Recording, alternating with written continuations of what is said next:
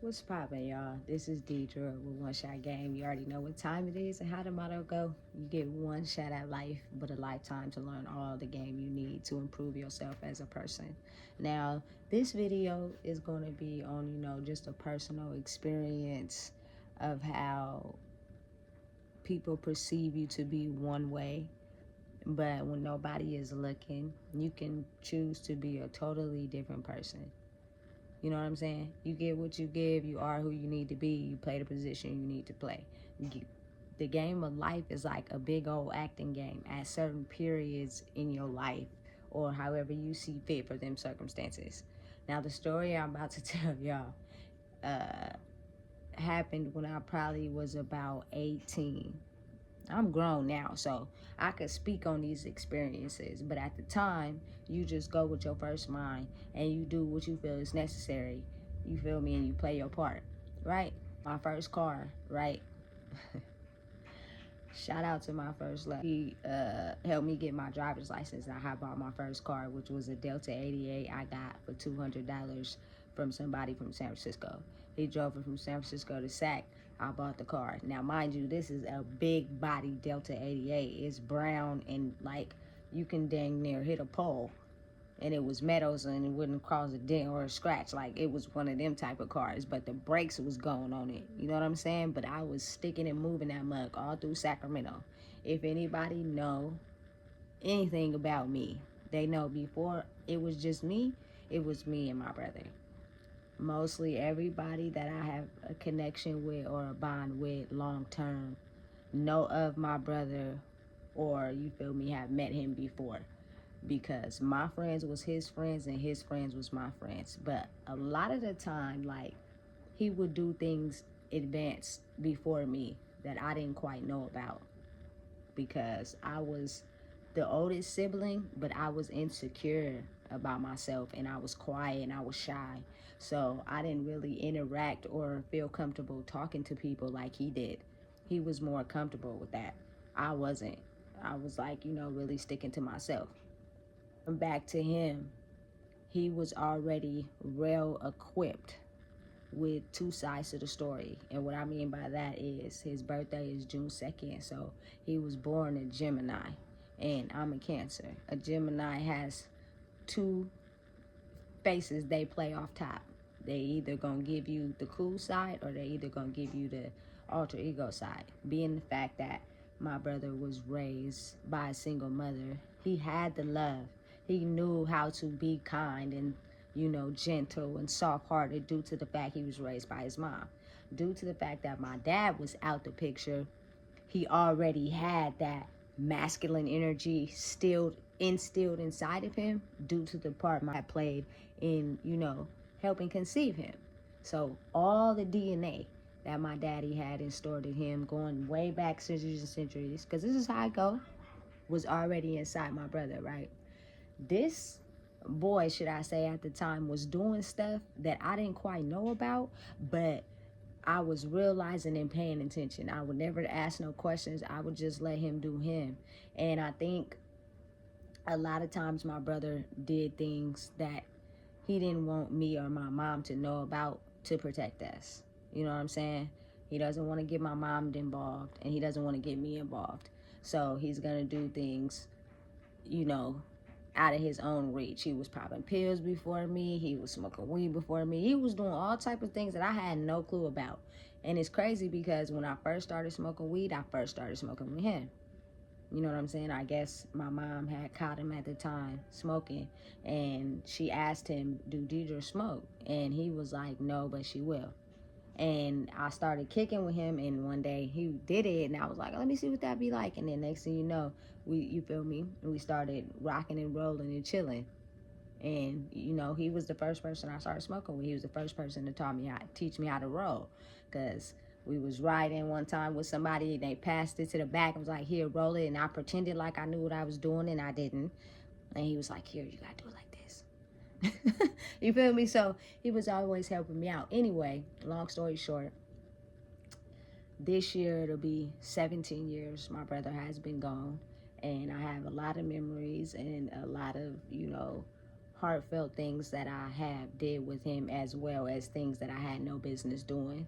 But once you pass away and you're no longer here on this earth, it's only so long people say the RIP before they forget who you are. I haven't forgot my brother not a day in my life. Every year I'm saying rest in peace on his birthday and on the day he passed, except for the time I was in prison. Nobody else really says it. So it just goes to show me that once a person is gone over time, they're just gone. Life keeps moving on. It only hurts the person that it affected the most, whether they choose to talk about it or not. But the topic of this story is me and my brother was with all the shenanigans. I'm not a saint, and neither is he. But we were the type of people that people love to rock with us. People love to chill with us, and people love to do everything that we was into. And anytime we was around people or associating with people, people loved us. I don't know what it is, what sauce we had, what we had going on that was so special, but people gravitated to us. As well as this may be an experience for other people, you know, the quiet, the kids in the back, the ones that people don't really talk to, but when they get a chance to hang out with them and rock with them, everybody else start coming too. Like, it's a lot of other people like that in the world besides me. So I'm just speaking from our experience. There knew a lot of people in Sacramento. I don't know how he just managed to, talk and gravitate towards all these people, but for some reason, he knew a lot of people, and he would hang and rock with a lot of people. You know what I'm saying? But that alter ego got the best of him one time. So one time, he called me.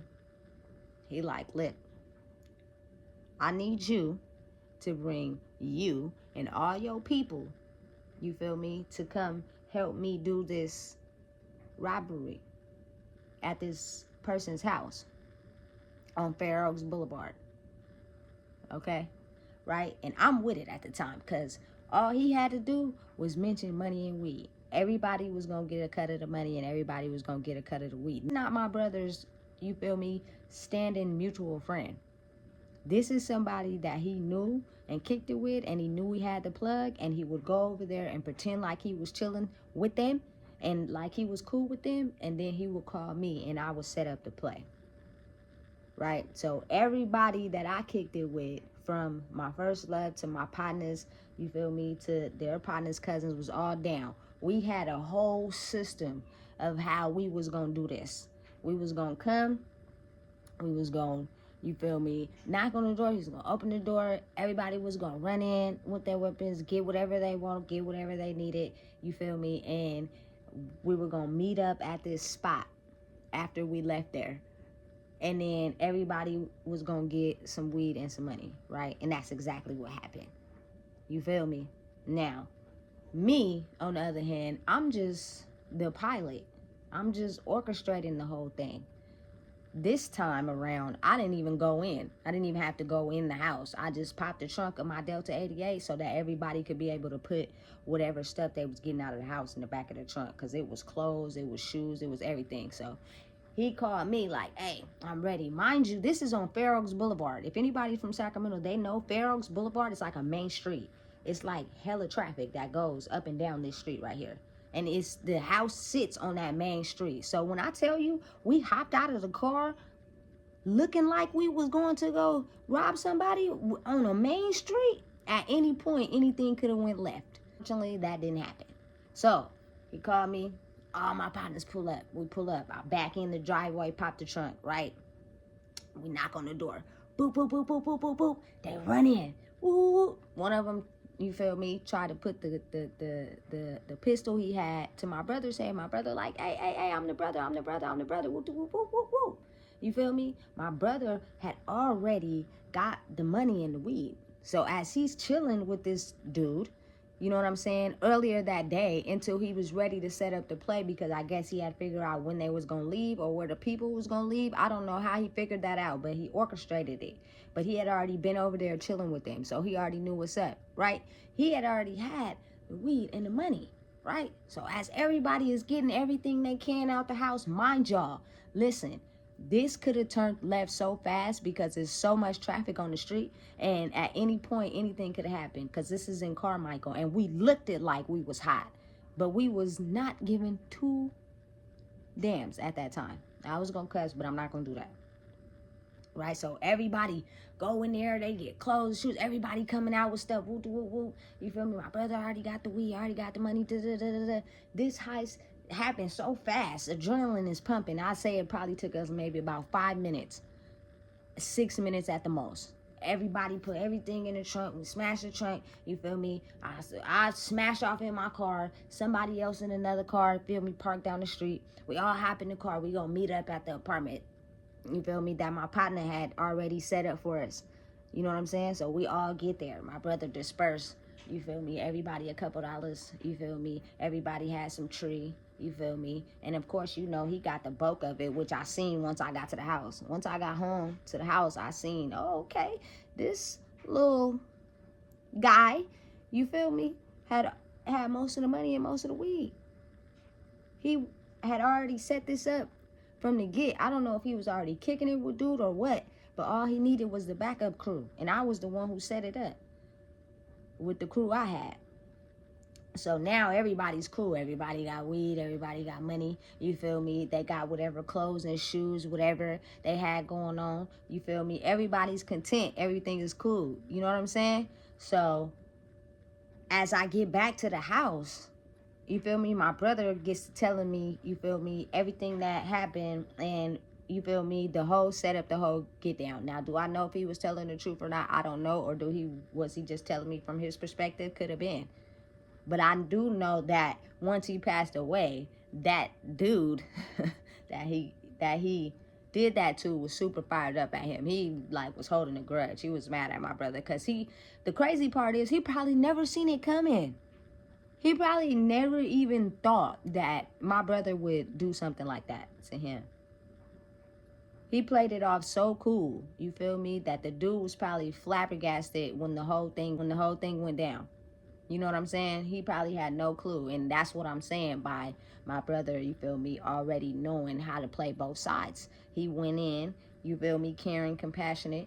And then as soon as it was time to turn the other switch on, he was ready, on the roll. Now I'm about to show you the other side of me, which you probably ain't going to be able to see right away. But I'm about to show you it's about to get real because I need that. I need that weed and I need that money today. And I'm going to have my sister come in with the crew. And that's how we gonna get down. Now, from a regular standpoint, somebody would think, oh, yeah, that's just y'all, you feel me, doing some illegal activity. But it was deeper than that. Because mind you, at this time, we're young. I'm 18, you feel me? He was 17. And the people I was with, we probably was no older than 21.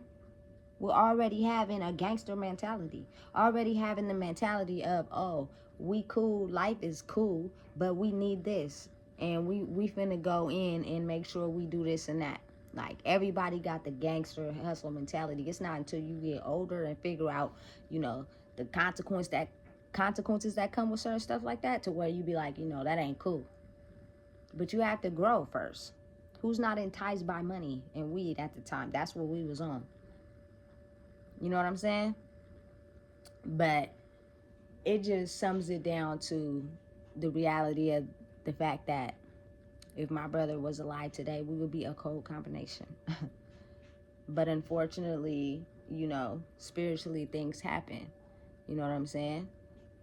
I think like we had far more way potential than we could ever realize and know until I'm of age right now where I'm at and I look back. He was never like built for school.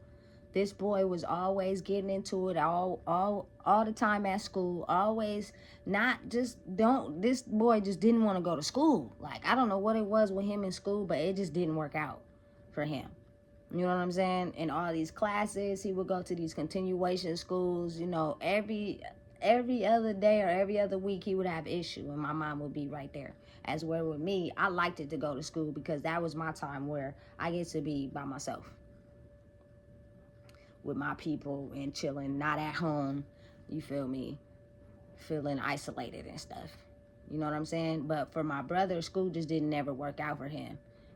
He was always into something else. His mind was into way far advanced than school. Like, he wanted to get a tow truck and tow cars. Now I see it everywhere now. You know what I'm saying? He was like way far advanced. And he was all about the bag. And so was I. You know what I'm saying? It was, two's the company. So I think people don't understand like the soul tie you have with your siblings, and once they pass away, it's like I go to war over here.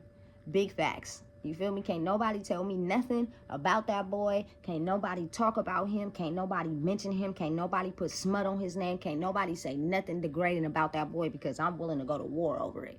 Try me if you want to. And so that's just a little experience from my own private life of people have the ability to easily switch on and switch off. You can't really trust anyone in this day, in this life. And if you do, because it's like a tongue twister kind of, it's a weird way the world works. It's because it's like, don't trust nobody but yourself, but you have to trust people in order to advance somewhere, or get somewhere further in life. You have to be able to have the ability to trust people, but then it's like, don't trust nobody but yourself. So as weird as it may sound, that's exactly how it is. People be thinking, oh, she just a saint, she nice, she's kind, she got a good heart. Yeah, but don't test me, because I done been in the streets. I done been in the jungle. I done been in the trenches. I done been stepped on. I done been talked about. I done did anything that people possibly can think of. But at some point, all that is what made me who I am today. And people, I don't think, understand that. They get it misconfused. Or they don't think people are really who they say they are. Or people become, famous like these celebrities and stuff, and they talk about some certain things, and they don't know if some of these people really rap what they say. Or some of it is fake. You got to be able to pay attention. Look around. My mom is a square bear from Delaware. She wouldn't hurt a fly. Never been to jail, never nothing. But again, we are two Spencer kids. And if you don't know about that last name from Oakland, California, you will find out. For real, for real. So a part of our DNA was just embedded in some certain things that my mom never even participated in. And she wasn't strict. She didn't go hard on us. She kind of let us live our life. And we wasn't hecka bad like that. We really wasn't. Like, we was some halfway decent kids. But again, like I said, when you step outside and these streets get real, it's either you play a part or you play a part. Mama and daddy ain't there. So you got to be able to handle yourself in whatever situation you see fit. Single parents holding it down, doing the best they can. You get shelter, you get food, you feel me? You got clothes on your back, but the things that you want might not necessarily happen. But the things that you need, you're straight. So your mind automatically wants more. So you go out into these streets and you play a dangerous game. And it gets real. Never get a person confused. You never really know who a person is until you know who a person is. And that's the part most people don't want to understand. You give what you get. You get what you give. That's the way of life. As confusing as it may sound, it's just what it is. It's how people react. It's how people move in life. It's how people do things. But you have a certain set of people that even though you are nice to them, they are still evil to you, because they don't see nothing but evilness. So even the kind people get treated evil too. They don't know how to switch it off, because every little trigger that someone touches or reaches inside of them, it don't matter who you are. They're going off anger.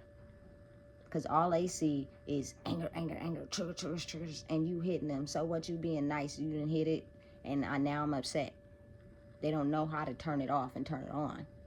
You're either going to get anger or you're going to get anger. Even when you being nice, they so hurt by their past and the stuff they went through that they're still evil. That's the way of the world, man. You already know what time it is. It's Deidre with One Shot Game. If you don't know, I just told you right now. Be careful and be aware. Can you trust who you trust? Can you trust your family? Can you trust that person that you're talking to? Can you really trust anybody? Be aware Click on. Know who's good for you and know who's not. Because at some point, you're going to have to trust somebody. Make sure you like, comment, share, and subscribe. You don't know what it is? I just told you.